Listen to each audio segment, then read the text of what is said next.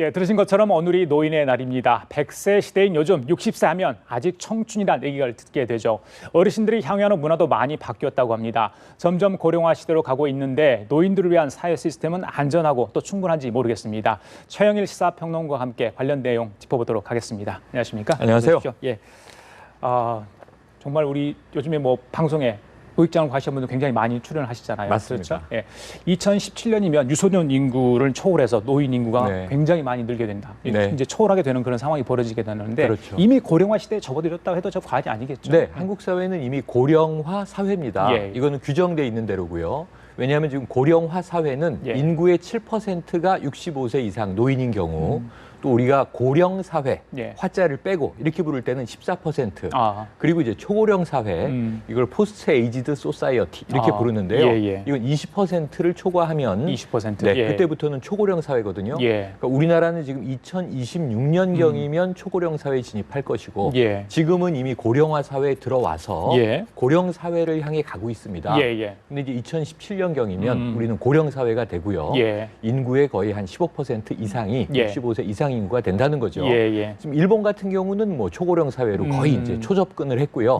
그래서 이것은 피할 수 없는 길이고 우리가 저출산 고령화가 진행된 지가 이미 한 20여 년 되지 않았습니까? 그러다 보니까 우리는 이미 고령화 사회에 들어있다. 이것을 전제로 하고 노인층에 대한 또 고령 사회의 여러 가지 이제 정말적인 제도 시스템에 대한 준비를 해야 하는 것이 맞습니다. 그래요. 이제 고령화 사회에 접어들다 보니까 요즘에 이제 연세를 여쭈면 깜짝깜짝 저희들 놀라잖아요. 사실 그래서 본인 나이에서 한 10살, 그러니까 10세 정도는 빼야지 예전의 나이가 된다, 뭐 이런 이야기도 있잖아요. 맞습니다. 근데 지금 현재 노령 인구가 만 65세로 돼 있지 않습니까? 대한노인에서는 이걸 70세로 좀 올려야 된다. 이런 주장을 하고 있거든요. 그런데 이제 반대쪽에서는 그렇다면 사회복지 시스템이 좀 한계, 사각지대가 생길 수밖에 없다. 이런 또 지적도 나오고 있습니다. 자, 어떻게 보세요? 노인 연령 지금 그것이 양쪽 다 타당성이 있습니다.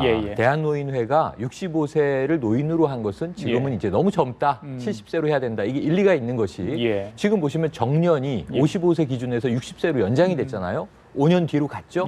그만큼 이제 일할 수 있는 기회를 더 가지라고 하는 거죠. 임금 피크제 논란은 있습니다만 그렇다면 현재 65세를 노인 기준으로 잡은 것을 70세로 미루는 것은 타당한데요. 문제는 뭐냐 하면 이제 50이 넘어서 중장년층이 접어들게 되면 이 경제적인 상황에 따라서 양극화가 심화됩니다. 그러다 보니까 65세가 되면 받는 혜택들이 많이 있지 않습니까? 이 교통 이 비용이 무료라든가 혹은 또 뭔가 이제 여러 가지 보조금이 나온다든가. 근데 이런 부분이 5년 또 유예되는 계층이 생기는 거예요.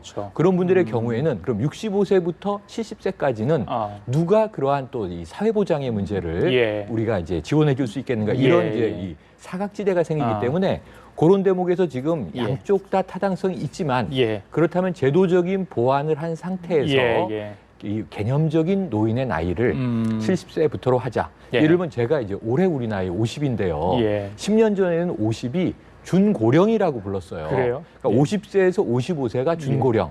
그리고 지금 현재도 보면은 우리나라 퇴직 연령이 57세 정도입니다. 그럼 57세 이후에는 제2의 인생, 우리가 흔히 이야기하는 인생 이모작을 준비해야 되는데요.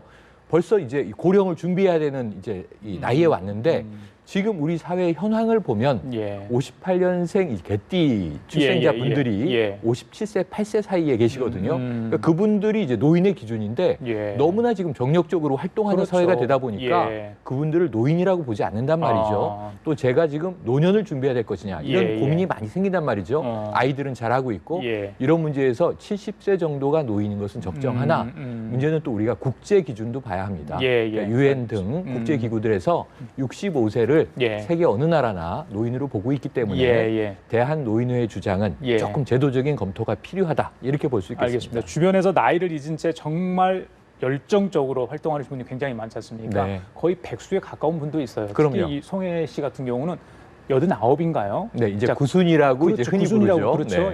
그런 분들 말고 우리가 흔히 아는 유명인도 굉장히 많잖아요. 좀 왕성하게 활동하는 분들 어떤 분들이 있을까요? 지금 이제 송혜 선생님 우리가 이렇게 부르는데 말씀을 주셨으니까 지금 뭐 꽃보다 할배가 워낙 유행하지 않았습니까? 맞습니다. 자, 이순재 선생님도 뵈면요. 80대입니다. 35년생이시거든요. 그래요? 그리고 또 이제 신구 어르신 이제 왕성한 이제 연기자신데 지금도 굉장히 많은 방송과 영화 활동하고 계신데요.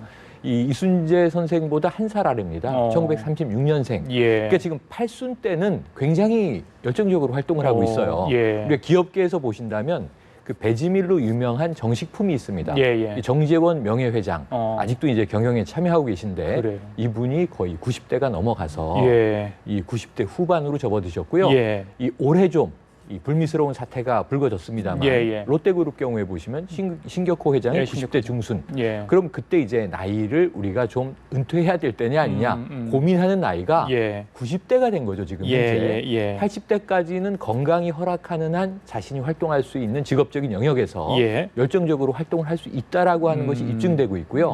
그러니까 뭐 이제 미국 사회 정도 되니까 이 저 캘리포니아 주지사를 지낸 영화 배우죠 아놀드 슈왈츠제네거가 뭐 칠순에 가까워지고 있어요. 그래요? 68세 정도. 뭐 해리슨 포드라든가 활동이 왕성한데 이제 제 생각에는 뭐 5, 60대는 노인이라고 부르긴 어려워진 것 같고요. 그렇게 된 것 같네요. 개념적으로는 70 이후의 노인인데 노인층에서도 또 분화가 일어납니다. 7, 80대는 사생활 속에서의 건강, 인간관계, 개인적인 취미 활동, 직업적인 활동이 별 문제가 없다 입증이 되고 있고요. 자기 관리에 이제 문제가 있습니다만 그리고 90 정도 접어들어야 이제 그러면 은퇴 이후에 삶을 고민해야 되는 그런 시점이 되는 것 같습니다. 그래요. 자, 고령화 시대 이면에는 또 안 좋은 모습들이 지금 나타나고 있는 것 같아요. 지난번에 10대인가요? 그 70대 할아버지 상대로 해서 뭐 이걸 어떻게 표현해야 되죠? 갑질도 아니고요. 무릎 꿇기 해서 뭐 폭행까지 하고 그런 경우도 있었잖아요. 심지어 노인 비하는 이런 단어들도 있잖아요. 뭐 맞습니다. 노인, 제가 입에 담기 좀 그렇습니다만. 자, 이런 것들은 왜 나타나는 현상들입니까? 그러니까 이게 인터넷, 온라인 공간에서 보면 젊은 층들이 피해 의식이 커지고 있는 것도 사실입니다. 뭐 최근에 임금 피크제가 결국은 이제 고령 사회에 이제 이 베테랑들의 임금을 좀 제한해서 청년 이 인구들의 고용을 늘려보자 이런 이제 정부의 취지인데요. 이러한 것들 등등 해서 결국은 이 젊은이들의 입장에서는 우리가 누리고 얻어야 할 혜택들, 사회적인 기회 요인들을 너무 이제 나이 든 분들이 많이 차지하고 있다 보니까 진입에 이 어떤 엔트리할 수 있는 출구 없는 거죠. 입문할 수 있는 분들이 이러한 부분들에 대한 피해의식이 조금 저열하게 나타나는 경우가 아까 말씀하신 대로 노인을 벌레에 비하하는 노인충이라고 하는 말들이 있습니다. 이거 굉장히 잘못된 거고요. 아까 말씀하신 대로 10대가 70대를 폭행한 사건 우리가 CCTV 영상으로 보면서 뭐 공분하지 않을 수가 없었는데요. 우리 사회에 4대 갈등이 있습니다. 그게 지역 갈등, 이념 갈등, 그다음에 계층 갈등, 소득의 문제죠. 양극화. 그리고 이제 마지막에 세대 갈등이 있는데 고령화 사회가 넘어가고 고령 사회를 진입하면서 세대 갈등이 가장 중요한 사회 문제로 대두되고 있다. 이제 이념 갈등은 어쨌든 정치적으로 해소돼야 되는 문제고요. 지역 갈등도 많은 노력들을 기울이고 있는데 세대 갈등만은 정말 젊은 층과 노인층이 함께 이 사회에 대한 합의를 이루고 받아들이지 않으면 상대를 이해하지 않으면 어려운 거거든요. 그래서 고령 사회지만 젊은 층을 배려하고 이해하기 위한 노인들의 또 예절, 예의, 매너 그리고 젊은 층들이야말로 우리나라의 뭐 충효 사상에서 효가 중요했었는데요. 지금 가족 내에서도 명절 얼마 전에 지냈습니다만 존속 폭행도 많이 발생했습니다. 그렇죠. 이 어떤 노인층에 대한 고령자들에 대한 배려, 예의 이런 것들이 상호 존중되기 위한 이런 사회적인 기반이 조금 더 집중돼야 될 것 같습니다. 그래요. 퇴임 이후에 골프하시는 분들 많잖아요. 여가 생활로. 제가 들어보니까 시간, 돈, 그다음에 건강에 허락해야지 이게 가능하다는 그래요.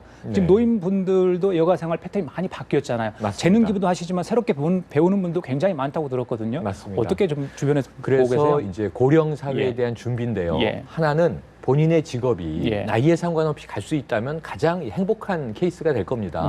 하지만 또 그렇지 않고 조직 생활 하시는 분들은 정년이 연장은 됐지만 60 그 이상이 되면 나가셔야 되기 때문에 그 이후에 어떻게 생계 내지 소득을 유지할 수 있는가. 두 번째로는 은퇴 이후의 삶을 즐길 수 있는가. 두 가지의 문제입니다. 다 이제 실버 산업하고 연관이 되는데요. 맞습니다. 지금 골프 얘기 이제 해주셨습니다만 요즘 등산 많이 가시고요. 또 골프를 많이 이제 나가실 뿐만 아니라 게이트볼 같은 운동들도 많이 활성화됐죠. 그래서 이 실버 산업 쪽에서 노인층을 하나의 시장으로 봐서 실버 시장은 어마어마하게 증가하고 있고 앞으로 더 커질 것인데 문제는 여기서 중요한 지점이 하나 있습니다. 이것을 돈벌이의 수단으로만 본다면 롱런 하긴 어렵다.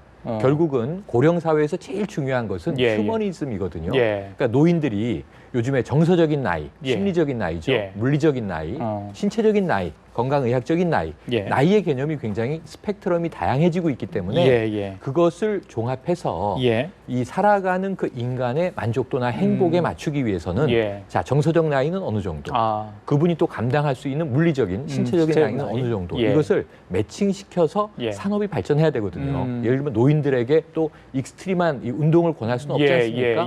또 그분들에게 또 이제 알맞는 것들이 있고요. 그런 것들을 끊임없이 개발하고 삶의 질, 행복도를 높이기 위한 노력을 해야 되는데요. 이러한 부분들은 지금 많이 좀 기반이 준비되고 있는 것 같습니다. 또 하나의 문제는 결국은 생산의 차원에서 이 노령화된 인구라고 하는 분들이 정말 지식의 차원에서는 이론뿐만 아니라 실전 경험을 가지고 갖추신 것들이 많은데 지금 많은 노인 인구들의 한탄은 뭐냐면 그러면 이제 택시 기사 혹은 뭐 아파트 경비원 이런 일로만 가게 되니까 굉장히 자신의 전문성을 활용하기 어려운 직종만 남아 있다는 겁니다. 그래서 결국은 청년 실업의 문제를 극복하는 것도 주요 정부의 과제지만 또 고령화된 사회에서 그 각 개인들이 가지고 있는 특수성들을 잘 살려서 그분들의 생산성을 극대화할 수 있는 고용제도, 고용정책 이러한 것들을 만들어내는 것이 고령사회에서 가장 중요하거든요. 예를 들어서 일본의 경우를 본다면요. 아마 이 수도 도쿄의 지하철을 타보시면 우리나라와 다르게 무인 자동화돼 있지 않고 갈아타는 복잡한 노선 사이에 영무원들의 배치가 돼 있는 경우가 많아요. 기술은 있죠. 다 자동화할 수 있지만 결국은 고령 인구의 고용을 위해서 우리는 이 영무원제를 폐지하지 않겠다. 이런 정책을 고수하는 것이거든요. 그래서 어떻게 하면 이 기술뿐만이 아니라 인간이 공존할 수 있는 고용 체제를 안정화시키느냐 이런 부분들도 우리나라에서 앞으로 중요한 과제가 되고 있습니다. 전문성 말씀하셨는데 이제 현역에 계실 때 굉장히 왕성하게 활동하시고 이제 그런 거를 퇴임하시고 뭔가를 해보겠다. 새롭게 창업하시는 분도 굉장히 많잖아요.